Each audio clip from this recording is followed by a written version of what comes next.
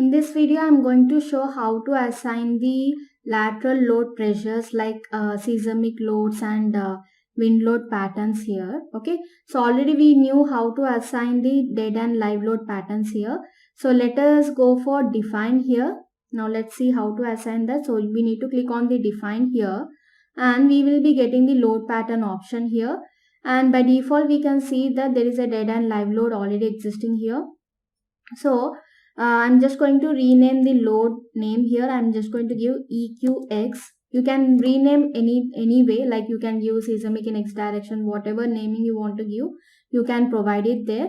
So under type, make sure that you are selecting the seismic here and the self-weight multiplier will be 0 and select the auto lateral load code. Okay, so for EQX as per the Indian code, we are going to select the IS 1893-2002. Okay, and just click on add new load. Okay, similarly I want to assign in Y direction also. Just change the name as for EQY and click on add new load. Okay, so for example, if you have done any mistake, simply you can select and click on modify load.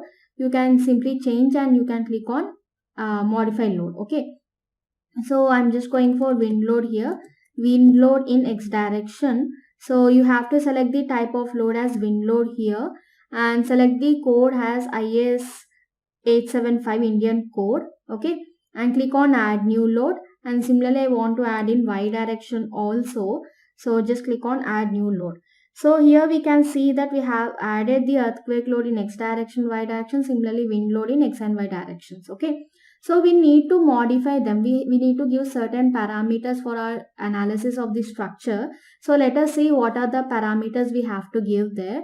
So for example, if I'm just going to select the EQX, that is earthquake in X direction, and click on modify lateral load here, and this window will be open here. Okay, so we need to provide different parameters. So let us have a look for whatever the parameters we have to provide there. Okay, so I'm just going to show you the what are the parameters we are going to apply there. So obviously we are going to follow this IS 1893 code for the analysis. Okay, and to apply the earthquake or seismic load on the structure, we have to know that there are different zones for earthquake. Okay, so there are actually 4 zones. You can see the color contour on the Indian map here. Okay, so like this blue color is indicating the zone 2. Okay, and yellow color is indicating the zone 3. Okay, and similarly green color is for 4 and pink color is for zone 5. Okay, so you earlier we are having the zone 1 also, but after the improvement we have only 4 zones here, that is 2, 3, 4, 5, and depending upon the intensity it has been categorized into 4 zones.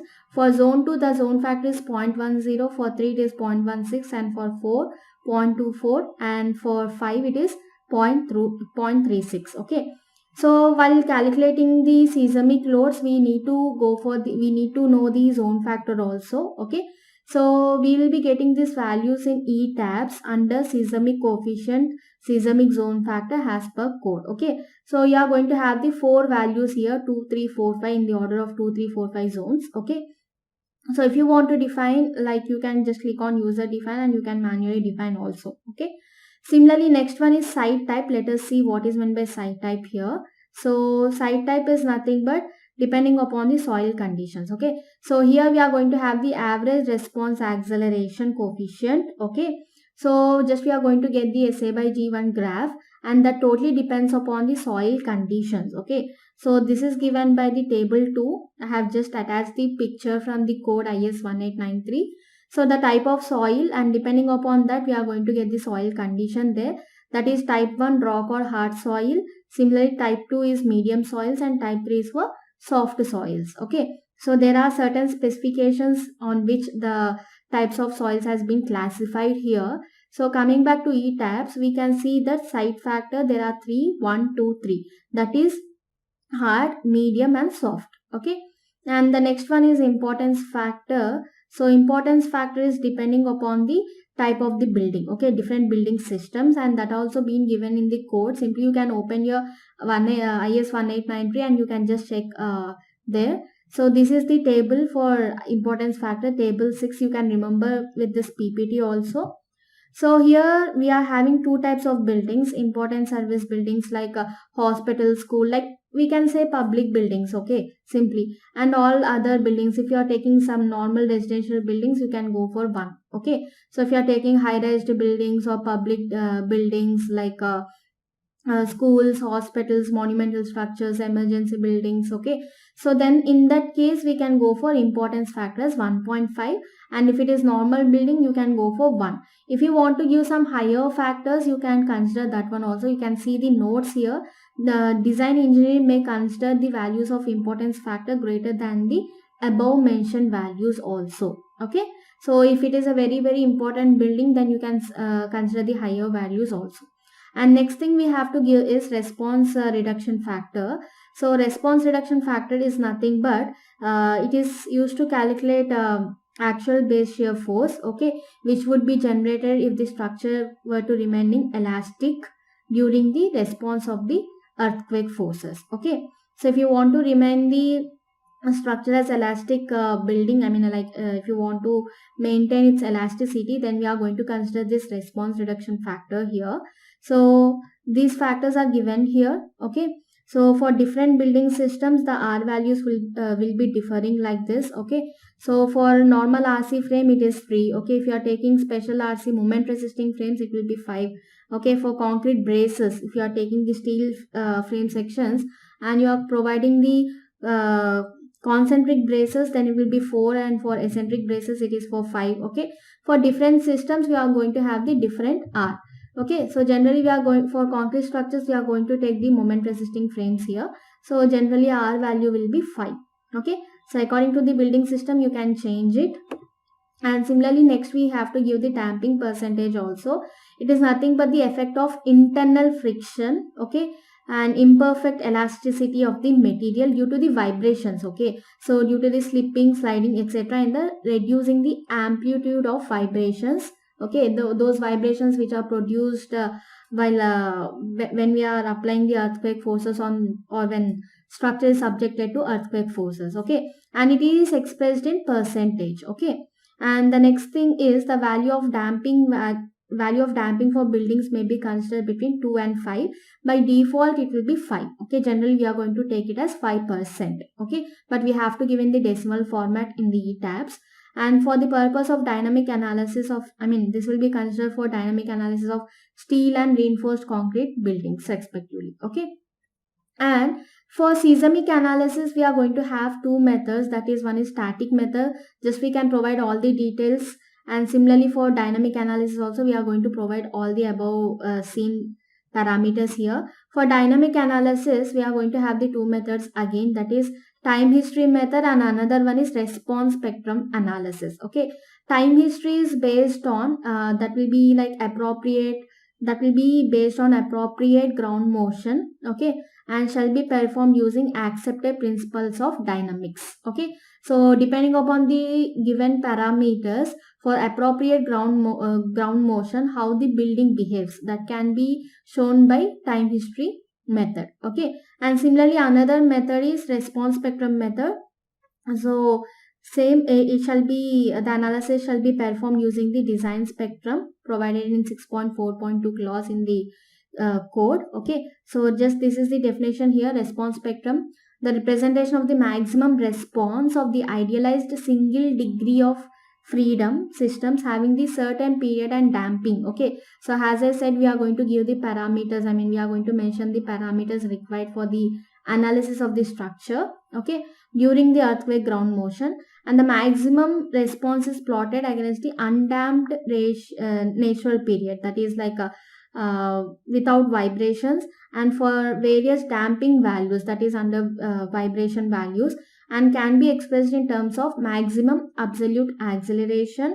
Like whatever the results we are going to get in response spectrum analysis, those can be given in the form of maximum absolute acceleration, relative velocity, and maximum relative displacements. Okay, and we can see we are going to get the response spectrum graph like this. This is SA by G, and this is the time period. So whatever the time period is there for different soil types, as we have seen in the previous slides, like we are going to have the different soil types like type 1, type 2, type 3. So according to that, we are going to generate, In ETABS, the default graph will be generated depending upon the given parameters there. Okay.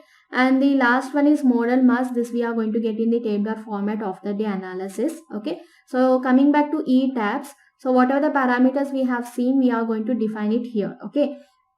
So type of soil and importance factor. Story range is for ETABS. So what is the story range from the base tool? What is the top story we are going to consider for the analysis? And here we have to consider the response reduction factor depending upon the building system type. And here we can either give the approximate time period, or you can just go for the time period, user defined time period. Or if you want to ETABS to calculate the time period, you can go for program calculator also. Okay. And here if you are calculating, if you want to assign this earthquake for X direction, you have to turn off all the Y directions here, and whatever the approximate eccentricity you want to provide, like 5% or 2%, so you can provide it here. Okay. So if you don't want to calculate for eccentricity, simply you can turn off this one also. Okay. And similar way, we are going to define all the parameters for Y also. Click on modify lateral load, and similarly you have to define all the parameters once again, and make sure that you are just unchecking the X direction here. Okay. So just click on OK. And similarly for wind load also, we have to define various parameters. Let us click on modify lateral load. We can see that we are having wind coefficients, exposure height. Okay. And here exposure pressure coefficients and wind exposure parameters. Okay. And here let us see what are the parameters we need to give for the wind loads. Okay. Here we are having the wind load that is IS 875 part 3. I have taken the important points to be noted for the analysis in ETABS. Okay.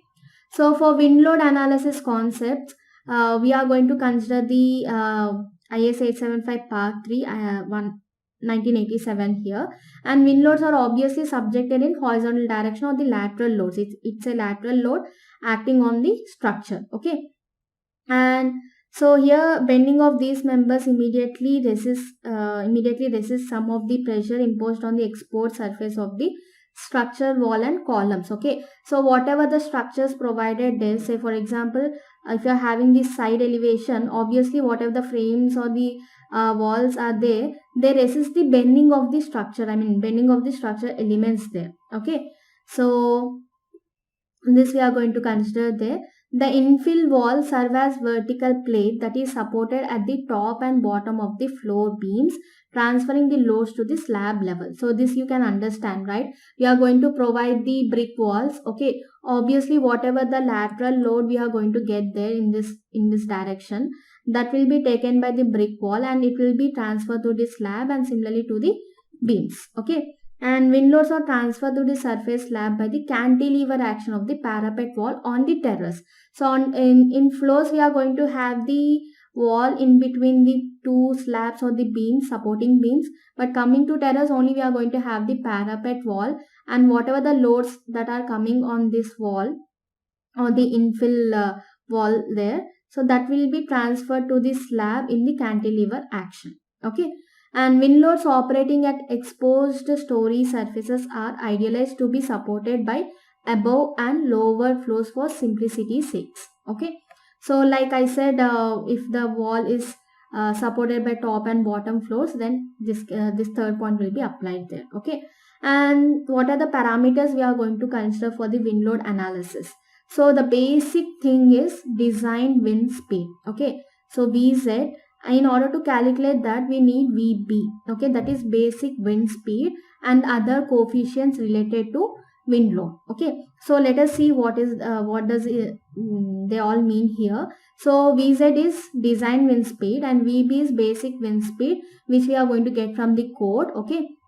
And here is basic wind speed, and there are 6 values for the basic wind speed, and these are distributed for different cities across the India. Okay, like major cities of the India here.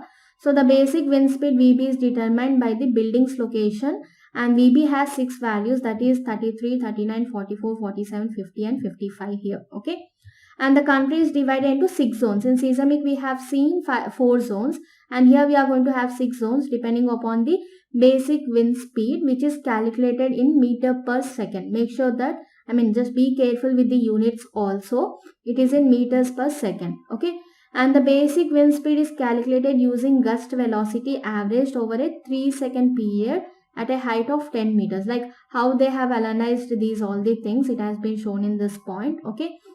And the maximum wind speed, the designing period is calculated as 50 year. Okay, like returning period is taken as 50-year period. Okay, and these things can be seen in appendix A here. So let us go for this. This is from IS 875 code. Okay, basic wind speed at 10-meter height for some important cities and towns. Okay, so just starting from A to Z, there are different cities and we got this one here. Okay, so there are different speeds for different cities, and you can consider the basic wind speed according to the structure located. Okay, where the structure is located. And there are different coefficients like K1, K2, K3. Okay, so K1 is nothing but risk coefficient, which is taken from the table 1 of the code. Okay, and there are different types of building like temporary shared structures such as like temporary structures. Okay, so similarly next one is building and structures presenting the low degree of hazard to the life. Okay, and similarly like important buildings like hospitals or communication buildings, etc., and power plant, etc. So the design period is considered here. For normal structures it is like 5. Okay, but generally we are going to take the design life as 50. For different structures it has been given in other format also. So for normal buildings with less, like low degree of hazard, it is 25.